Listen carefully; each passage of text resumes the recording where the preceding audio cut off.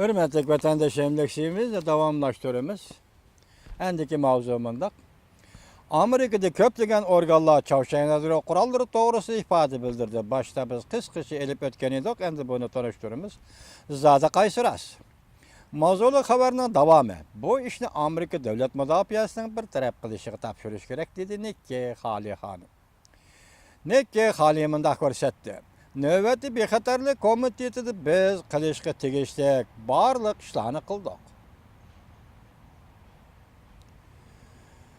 U mundaq ko'rsatdi. Chavshan masalasi Amerika Qo'shma Shtatlar Davlat Mudofaa ministri James Mattisning bir taraf qilishiga topshirishni xohlaymiz.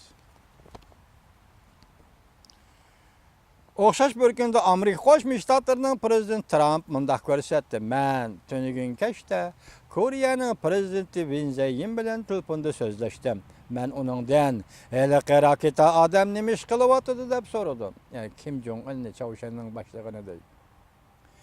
Chavshan hozir uzun o'chiratib turib mayqachalayapti.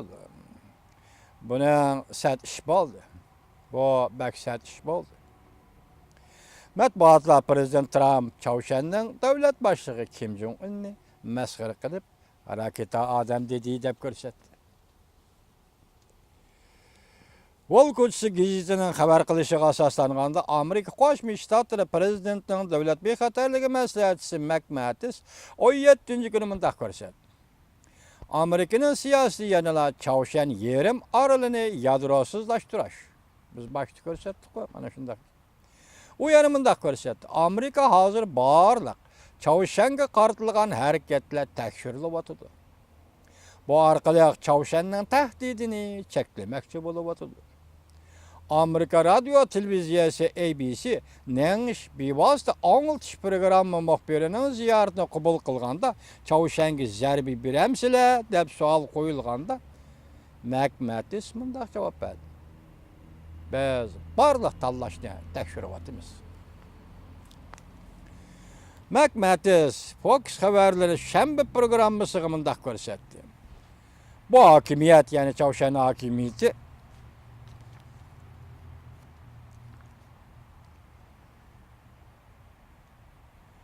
Amerika va boshqa davlatlar yadro qurollari bilan tahdid soladigan darajaga yaqinlab keldi.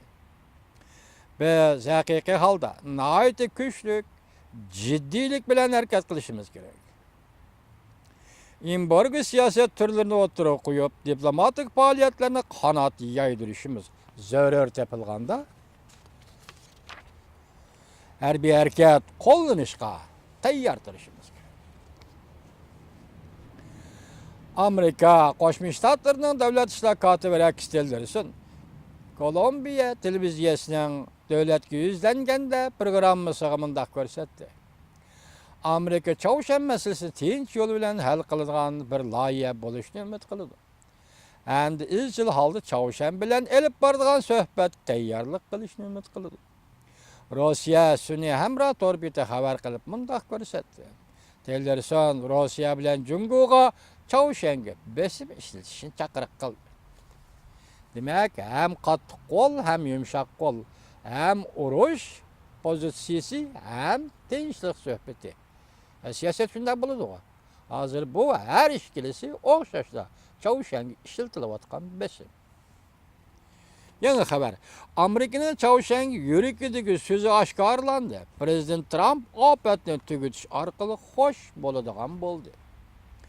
Mavzuli xabar 9-ayning 18-kuni Dovyet orbitida e'lon qilindi. Xabar mundaq boshlandi.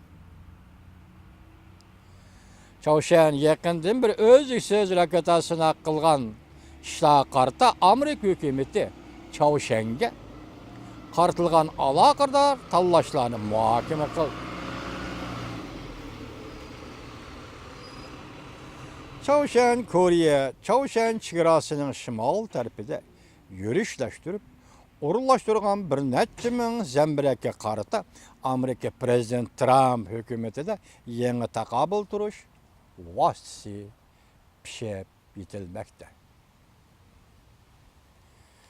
Universal matbuotlar 9-ayning 18-kuni mundaq xabar qildi. Prezident Trump hükümeti Çavuşanның uruş to'xtatish chegara liniyasining shimol tarafiga o'rinlashtirgan bir necha ming zambiraklarni qandoq pachoqlash loyihasini qayta o'ylashga boshladi. Buning uchun Amerika eng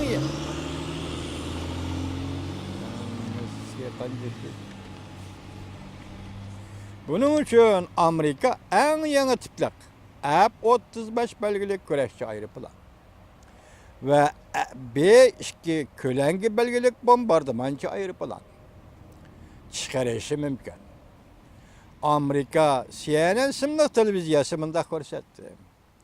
Amerika Davlat Mudofaa Ministerligining ichki jihati ilgari surishicha, razvedka qilish sun'iy hamrosi orqali belgilangan Çavuşanның barliq qurollarını bitchit qilish uchun havodan hujum qilishga va chorlig'uchi raketa bilan hujum qilishga bir haftadan ortiq vaqt ketadi.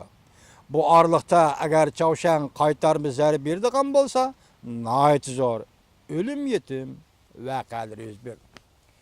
Amerikaning qo'rqayotgan tarafi mana nihoyat zo'r o'lim yetim voqealar yuz berdi. Mana bu shunaqdir. Amerika'da köplüğe organlar Çavuşan yadro kuralları doğrusu ifadə bildi.